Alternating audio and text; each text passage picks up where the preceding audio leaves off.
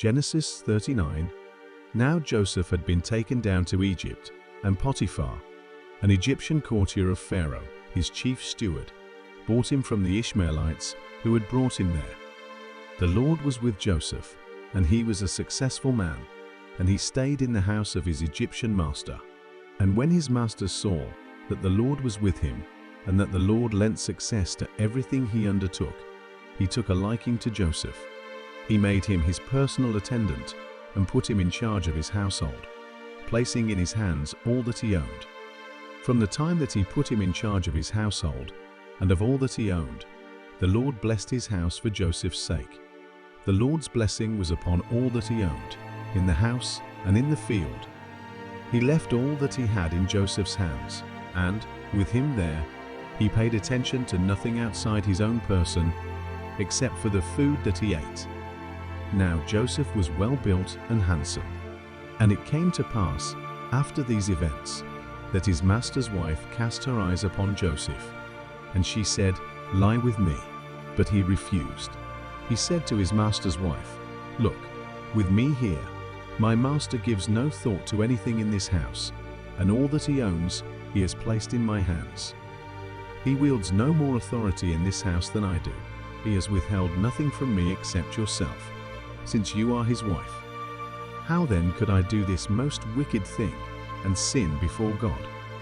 And much as she coaxed Joseph day after day, he did not yield to her request to lie beside her, to be with her. One such day he came into the house to do his work. None of the household being there inside, she caught hold of him by his garment and said, "Lie with me." But he left his garment in her hand and got away, and fled outside.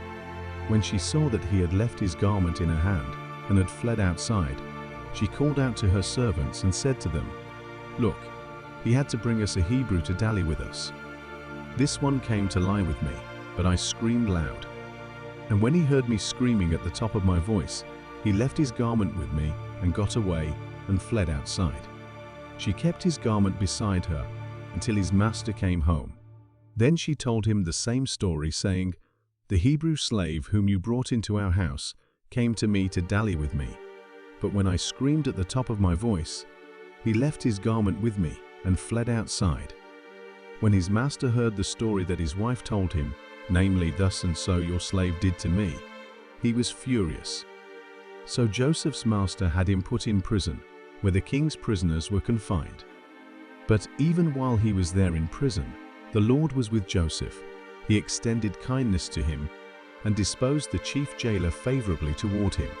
The chief jailer put in Joseph's charge all the prisoners who were in the prison, and he was the one to carry out everything that was done there. The chief jailer did not supervise anything that was in Joseph's charge, because the Lord was with him, and whatever he did the Lord made successful.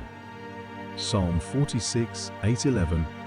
Come, see the works of the Lord, who has wrought havoc upon the earth. He puts an end to wars throughout the earth. He breaks the bow, snaps the spear, burns the shields in the fire. Desist and learn that I am God, supreme over the nations, supreme over the earth. The Lord of hosts is with us. The God of Jacob is our haven. Selah. Proverbs 15:30. A cheerful glance brings joy to the heart. Good news invigorates the bones. Matthew 20:1-19. For the kingdom of heaven is like a landowner who went out early in the morning to hire laborers for his vineyard. When he had agreed with the laborers for a denarius for the day, he sent them into his vineyard. And he went out about the third hour and saw others standing idle in the marketplace. And to those he said, "You also go into the vineyard, and whatever is right I will give you." And so they went. Again he went out about the 6th and the 9th hour and did the same thing. And about the 11th hour he went out and found others standing around. And he said to them, "Why have you been standing here idle all day long?" They said to him, "Because no one hired us." He said to them, "You go into the vineyard too." When evening came, the owner of the vineyard said to his foreman, "Call the laborers and pay them their wages, beginning with the last group to the first." When those hired about the 11th hour came, each one received a denarius. When those hired first came, they thought that they would receive more, but each of them also received a denarius. When they received it, they grumbled at the landowner, saying, "These last men have worked only 1 hour, and you have made them equal to us who have borne the burden and the scorching heat of the day." But he answered and said to one of them, "Friend, I am doing you no wrong. Did you not agree with me for a denarius? Take what is yours and go. But I wish to give to this last man the same as to you. Is it not lawful for me to do what I wish with what is my own? Or is your eye envious because I am generous?